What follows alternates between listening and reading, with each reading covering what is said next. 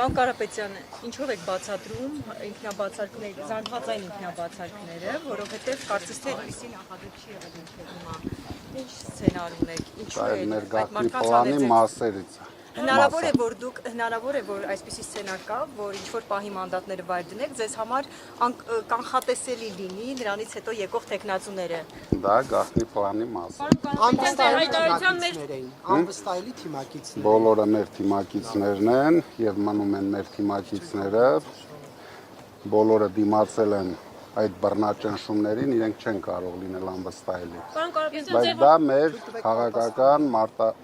մարտավարություն։ Պարոն Կարապետյան, ձեր հայտարարության հաղորդակցության մեջ նշել եք, որ այս անձանց ինքնաբացարկը պայմանավորված էր, որպեսզի նրանք պաշտպանեք նրանց հնարավոր իշխանական ճնշումների մասին է խոսքը կհստակեցնեք։ Ամենօրյա բռնաճնշումների։ Այս անձիկ այդքան էլ հանրային ճանաչելիություն չունեն, ինչ ճնշումների մասին է խոսքը, այսինքն ինչ-որ քրեական հետապնդումներ եւ այլն։ 700 մարդ ձերբակալել են, դրանցից երևի հանրային ճանաչելիություն ունենային մի 5 մարդ։ Ինչի մասին։ Բայց ակնհայտ է ձերբակալային դրա համար զանգվածային դուրս եկան ցուցակներից, այսինքն Ոչ թե ձերբակալեն, տարբեր տեսակի բռնաճնշումներ են։ Բայց ակնհայտ է, որ Պարոն Կարապետյանի համար արդեն տեխնատուներ ունեք, Արամ Վարդևանյանի մասին է խոսում, Էդգար Ղազարյանի, կա արդեն տեխնատուներ։ Մենք դեռ այդ հարցը չենք քննարկել, շատ Պարոն շուտով Կարապետյան, քննարկելու։ ներողություն, Նարեկ Կարապետյանի քրեական վարույթը, որ երեք արդեն հայտնի դարձավ, ինչին է վերաբերում։ Գիտեք, որ երկու հատ կա, մեկը այլ երկրի անձնագիր ունենալը թաքցնելը, կարծեմ մի հատ էլ կա բանակից խուսափելու, սա ինչ վարույթ է։ Տերտական ապօրինի վարույթ։ Ինչին է վերաբերում։ Ենթադրյալի չի Այդքան վարույթ են հարուցում են, գիտենք ինչի են հարուցում։ բացառում որ Նարեկ Կարապետյանին ձերբակալ են, որոշեն տեղադրանք առաջադրել։ Են հարուցել, երևի եթե ուզեն մեղադրանք առաջադրել։ Սուրեն Պապիկյանը հարցադրում էր արել եւ իշխանության տարբեր ներկայացուցիչներ ասում են ինչու Սամվել Կարապետյանի տղաները, եղբոր տղաները չեն ծառայել բանակում։ Դուք ունեք պատասխան բան։ Իհարկե ունեմ, ես ասել եմ իմ տղաները, իմ եղբոր տղաները մի 100,000 անգամ ավելի շատ բան են արել Հայաստանի բանակի համար, քան Սուրեն Պապիկյանը 5000 տարի ապրելուց հետո։ Դրա համար թող ինքը իր մասին մտածի, կյանքն էլ ցույց կտա ով մասին պետք է։ Կներեք, բայց պարտադիր զինվորական ծառայությունը, որը Հայաստանի Հանրապետության օրենքով է, նախատեսված եւ եթե չկան ինչ-որ խոչընդոտներ, դուք գիտեք, որ բոլորն էլ հարգելի պատճառներ ունեն, դրա համար էլ չեն ծառայել։ Ոչ մեկը անհարգելի պատճառով չի եղել։ Ինչ գիտությամբ են զբաղվել, հա։ Գիտնականներ են։ Նարեկ ուսումնասիրի, լրագրող ես։ Դե ուսումնասիրելու բանն էլ նաև հարց տալն է եւ պատասխան ստանալը։ Հարց տալը դու գնա իրենց տու, որովհետեւ իրենք լավ գիտեն։ Հիմա ես ինչ էլ ասեմ, կլինի կողմնակալ պատասխան։ Դրա համար ես ասեցի Սուրեն Պապիկյանը սկի չի երազի։ Ինչ կան բան են այդ տղաները արել Հայաստանի բանակի համար։ Ինչ են արել, ձեր գաղտնի պլանից կասեք։ Չի կարելի, Նարեկ, այդ հարցին չի կարելի։ Պարոն Կարապետյան, գաղտնի պլանից հարցնեմ, էլի դուք երբ եք նախատեսում դա իրագործել։ Ինչա։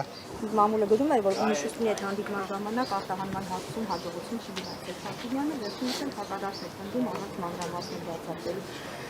Ինչ է կարծում, եթե կա պայմանավորվածություն, ինչու չի հնարավորություն։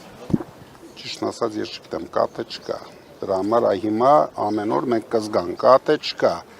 Այսօր ես լսեցի, որ հերթական 3 միլիարդն են մսխում այդ հարցերը լուծելու համար։ Եթե լիներ պայմանավորվածություն, ինձ թվում է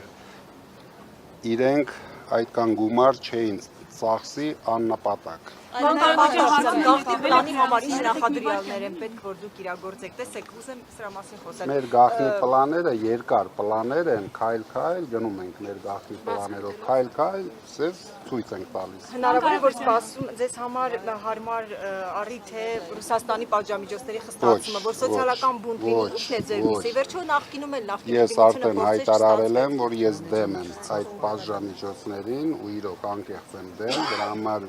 մեկ օր շուտ կանգնեցնելը Դա շատ կարևոր է մեր երկրի համար ու մեր ժողովրդի համար։ Հարաբերյան ԵԱՀԿ գլխավոր քարտուղարը բարձվում է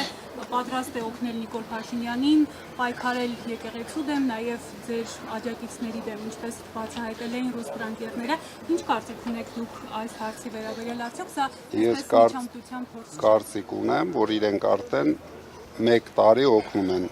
Փաշինյանին պայքարելու թե եկեղեցու դեմ, թե մեր դեմ, եւ նա փորձում է ամեն օր պայքարի։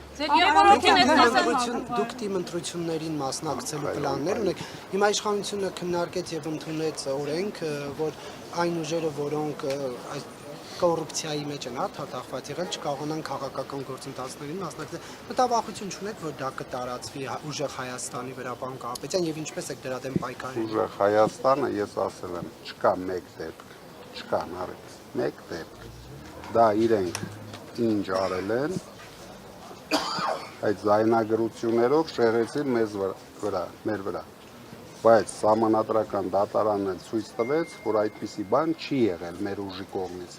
Դրա համար դուք ուսումնասիրեք։ Այսինքն իրենք ամեն ինչ անում են ապօրինություններ։ Հետո մի քայլով շեղում են դա։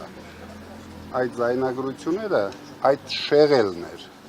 որ իրենց արածները միլիարդ դոլարների հասնող ընտրակաշառքները շեղեցին մի քանի զայնագրություններով։ Պարոն Կարապետյան, ԲՀԿ-ից հայտնել էին մոտ 10,000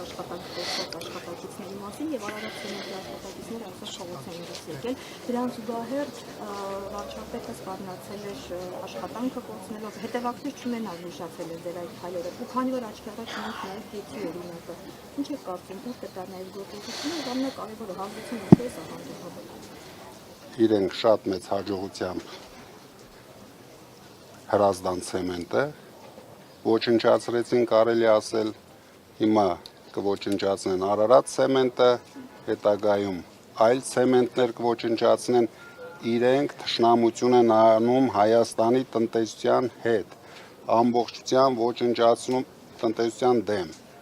ամբողջությամբ ոչնչացնում են գյուղատնտեսությունը Հայաստանում, այդ 2 կոպեկները, դուք այսօր լսեցիք, ես մի պահ լսել եմ, 150 տոննա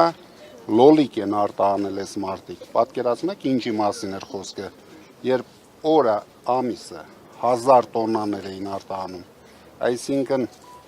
սրանք իրենց ստերով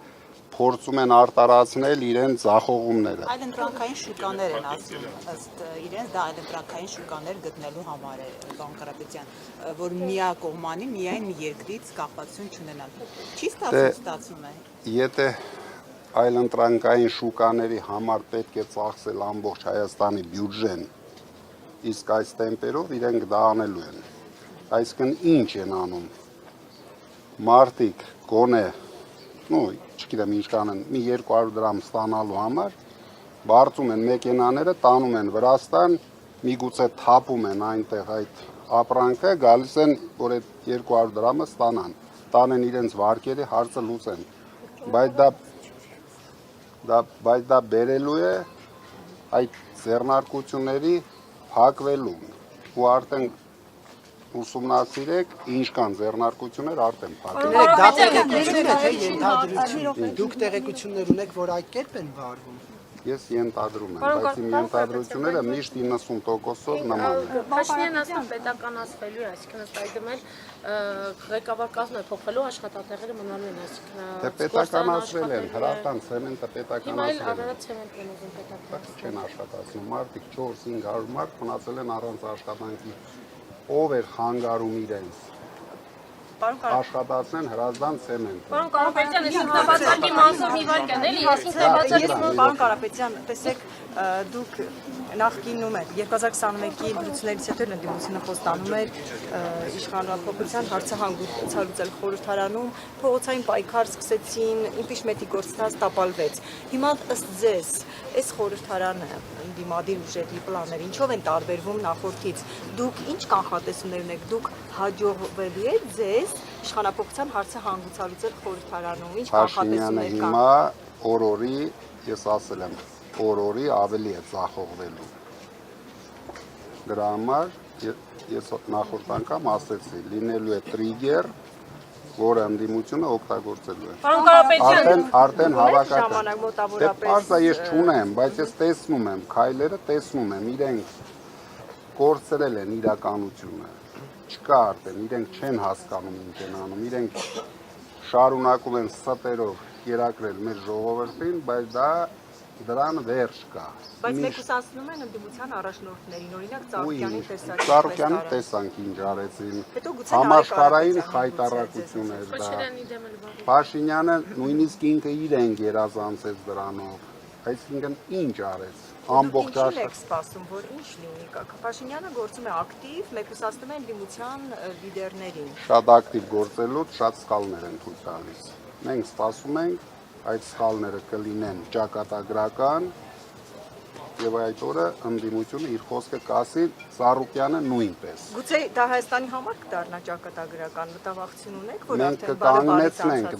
դա լինելու է Հայաստանի համար, դա լինելու է Հայաստանի համար, բայց մենք դա կանգնեցնելու ենք։ Եվ պարոն Կարապետյան, գնեք, այդ ոչ ժողովրդավար գնահատվող տեսարանը որ տեսանք Ծառուկյանից տանը, ասում են որ դա Նարեկ ջան, դուք եք չէ գնահատում ոչ ժողովրդավար դա։ ոչ ժողովրդավար։ Եվ ասում են որ դա ազդակ էր ուղղված մյուս ընդդիմադիր լիդերներին, մեսեջը ձեզ Քոչարյանին ինչ հետևություն։ Ես Քոչարյանը արդեն այնտեղ բավական երկար ժամանակ եղել ենք, այսինքն մեզ դրանով վախեցնել հնարավոր չի։ Դրա համար ինքը նոր բան պետք է հետաքրքիր մտածի մեր համար։ Դրանով մենք չենք Դե չգիտեմ։ Մարդը կմտածի, էլի, Ծառուկյանին ինչ մտածել։ Պարոն Կարապետյան, վերջին հարցը էլի այսօր նաև մամուլի լրատվամիջոցների թափանցիկության մեջ վարչապետն անդրադարձել, ավելի վաղ նախագահի հետ էր այդ մասին խոսել, որ հատուկ խումբ է ստեղծվելու հրապարակումները համապարփակ ուսումնասիրելու համար։ Ինչ եք կարծում, ինչու է հենց այս փուլում այսպիսի նախաձեռնություն, այսպիսի խումբ ստեղծում։ Դե ինքը հայտարարել էր, ուզում է լրագրողներին ուղարկի ֆայլաբազար, դրա համար ուսումնասիրելու է ու ճանապարհը առաջին ինձ մա Նարեկին է ուղարկել։ Պարոն Կարապետյան, մի Շատ բարդ հարցեր է տալիս։ Պարոն Կարապետյան, պարոն Կարապետյանը